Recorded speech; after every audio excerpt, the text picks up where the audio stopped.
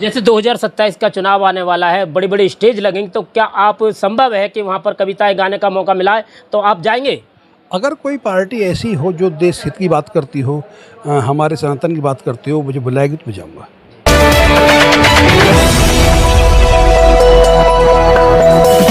राजनीति से काम तक,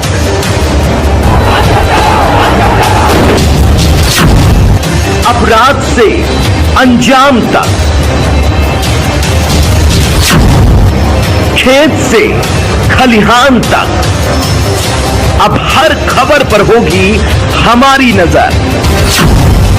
पाइए सीधा अपने मोबाइल पर। मैं हूं मौर्य कुमार गौतम, आपका अपना न्यूज रिपोर्टर। देखते रहें गांव शहर की खबर और जुड़े रहें सिटी न्यूज इंडिया वन के साथ। हमारे चैनल को लाइक करें, शेयर करें और सब्सक्राइब करना ना भूलें। बात हुई भारत देश के जाने माने कवि जो डॉक्टर ओमपाल जी हैं। आज हम इनसे जानना चाहते हैं आखिर इन्हें कवि का मन कैसे बना और इन्होंने भारत देश में जगह जगह कविताएं स्टेज पर बड़े बड़े लाखों लोगों के सामने प्रस्तुत की हैं। और इनसे हम जानना चाहते हैं आखिर इन्होंने कविता का ज्ञान कहाँ से प्राप्त किया। कविता का ज्ञान मेरे गुरुजी डॉक्टर प्रोफेसर वागीश दिनकर हैं, जो राणा शिक्षा शिविर महाविद्यालय के प्राचार्य भी रहे हैं और देश के क्या अंतर्राष्ट्रीय स्तर कवि हैं। मैंने उनके चरणों में बैठ कर के कविता ज्ञान सीखा है, वहीं से मुझे प्रेरणा मिली है और इस सब के लिए मैं उन्हीं को श्रेय देना चाहूँगा। सर, आप जैसे कविताएं गाते हैं, बड़े सुर में गाते हैं, तो कहाँ कहाँ आपने कविता का प्रोग्राम किया है? मैंने कविताएं देश के कई क्षेत्र में, कई जिलों में, कई जगह गया हूँ, कई प्रदेशों में गया हूँ। जैसे दिल्ली गया हूँ, उत्तराखंड, उत्तर प्रदेश, यहाँ तक कि मैं गोवा तक कविताएं पढ़कर आया हूँ। और अभी विदेश जाने का मौका नहीं मिला है, उसकी भी संभावनाएं चल रही हैं, बात हो रही है। तो जैसे 2027 का चुनाव आने वाला है, बड़ी बड़ी स्टेज लगेंगी, तो क्या आप संभव है कि वहाँ पर कविताएं गाने का मौका मिला है तो आप जाएंगे? अगर कोई पार्टी ऐसी हो जो देश हित की बात करती हो, हमारे सनातन की बात करती हो, मुझे बुलाएगी तो मैं जाऊँगा। देखिए, हमारे डॉक्टर साहब ओमपाल जी ने कहा, जो भारत देश के जाने माने कवि हैं, यदि 2027 के चुनाव में यदि मौका मिलता है तो ये आवश्यक स्टेज पर अपनी कविताएं लोगों को हंसाने का काम करेंगे। नमस्कार दोस्तों, मैं हूं आपका अपना न्यूज रिपोर्टर मौर्य कुमार गौतम। आज हम आपको लेकर चलते हैं भारत देश के जाने माने कवि डॉक्टर ओमपाल विकट कवि जी से। आज हम इनसे जानना चाहते हैं कि आज ये अपने मन की बात हमें बताना चाहते हैं। चलिए इनसे जानना चाहते हैं जो अपने मन की बात क्या कहना चाहते हैं। जी बताइए। नमस्कार मित्रों, मैं डॉक्टर ओमपाल सिंह विकट। जैसा कि आप सभी जानते हैं कि कवि हमेशा कल्पना में खोया रहता है और कल्पनाएं ही हर बार कविता को जन्म देती हैं। मैंने भी एक ऐसी कल्पना की है और कल्पना की है कि अगर महाभारत, जो कि हिंदुओं का बहुत बड़ा ग्रंथ है, अगर महाभारत उस ज़माने में न होकर आज हुई होती तो क्या होता। चूँकि मैं एक वकील हूँ पेशे से, तो निश्चित रूप से मेरी कविता में वकालत के कुछ गुण, कुछ एक्ट्स, कुछ फैक्ट्स में दिखाई देंगे। मैं उन्हीं को लेकर के एक कविता के माध्यम से आज मौर्य गौतम जी के माध्यम से आप सबके सामने प्रस्तुत हुआ हूँ। कविता शुरू करता हूँ, अगर आनंद आए तो मुझे सूचित जरूर करें। करो कल्पना जो महाभारत होती नए जमाने में, कौरव पांडव रिश्तेदार सब बैठे होते थाने में। करो कल्पना जो महाभारत होती नए जमाने में, कौरव पांडव रिश्तेदार सब बैठे होते थाने में। दुर्योधन के संग युधिष्ठिर जेल में आज पड़े होते, भीष्म पितामह गुरु द्रोण सब लेके जमानत खड़े होते। सबके पसीने छूटे होते उनकी रिहाई करवाने में। करो कल्पना जो महाभारत होती नए जमाने में। क्या बात है, क्या बात है। दोनों पक्ष चाहे खूब बुरे थे, चाहे खूब भले होते। दोनों पक्ष चाहे खूब बुरे थे, चाहे खूब भले होते।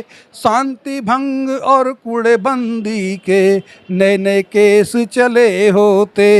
शांति भंग और कूड़ेबंदी के नए नए केस चले होते। कई साल लग जाती उनको तारीख रोज लगाने में। करो कल्पना जो महाभारत होती नए जमाने में। कौरव पांडव रिश्तेदार सब बैठे होते थाने में। भीष्म पितामह सबसे पहले 3 लड़कियां हर लाए। बाहुबल के दम पर उनको फिर वो अपने घर लाए।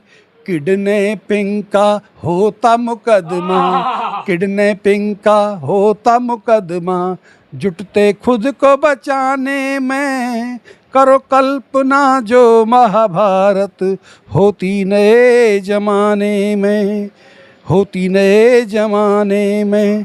और अंधे का अंधा कह करके अगर द्रौपदी हंस देती, दुर्योधन पर तंज अगर वो तीखे तीखे कस देती, ससुरालियों को देर न लगती द्रौपद घर भिजवाने में।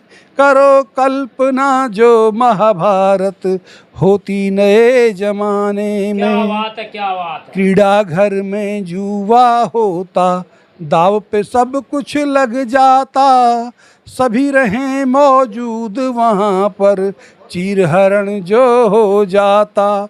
जुआ एक्ट और छेड़खानी को, जुआ एक्ट और छेड़खानी को लगते वकील समझाने में। करो कल्पना जो महाभारत होती नए जमाने में। महाभारत सा युद्ध अगर जो आज के युग में हो जाता, सभी रहें मौजूद वहाँ पर, चीरहरण जो हो जाता। महाभारत सा युद्ध अगर जो आज के युग में हो जाता, मानवाधिकार आयोग चीखता, हर टीवी चैनल चिल्लाता। मानवाधिकार आयोग चीखता, हर टीवी चैनल रो जाता। और नेता सारे जुट जाते बस अपना वोट बनाने में। करो कल्पना जो महाभारत होती नए जमाने में। कौरव पांडव रिश्तेदार सब बैठे होते थाने में। और चीरहरण की बुरी सी घटना खुले आम जो हो जाती, सरकारें भी गिर सकती थीं, संसद तक भी रो जाती। और अगली पंक्ति आपके दिल तक पहुँचे तो वह सूचित करें कि चीरहरण की बुरी सी घटना खुले आम जो हो जाती, सरकारें भी गिर सकती थी, संसद तक भी रो जाती। योगी जी जुट जाते अब तक बुलडोजर चलवाने में। करो कल्पना जो महाभारत होती नए जमाने में। हाथ में लेकर गांडीव अर्जुन शपथ जो ले लेते, युद्ध पूर्व ही श्री कृष्ण गीता का ज्ञान जुग दे देते। माधव जेल चले जाते, हाँ जी केशव जेल चले जाते, आपराधिक षड्यंत्र रचाने में। करो कल्पना जो महाभारत होती नए जमाने में। एसडीएम तहसीलदार सब हस्तिनापुर में पड़े होते, एसएसपी लेकर के फोर्स को राजमहल में खड़े होते। राजकोष लुट जाता सारा, बात को यहीं दबाने में। करो कल्पना जो महाभारत होती नए जमाने में। बहुत बहुत धन्यवाद। आज हमारी मुलाकात हुई भारत देश के जाने माने कवि जो डॉक्टर ओमपाल जी हैं।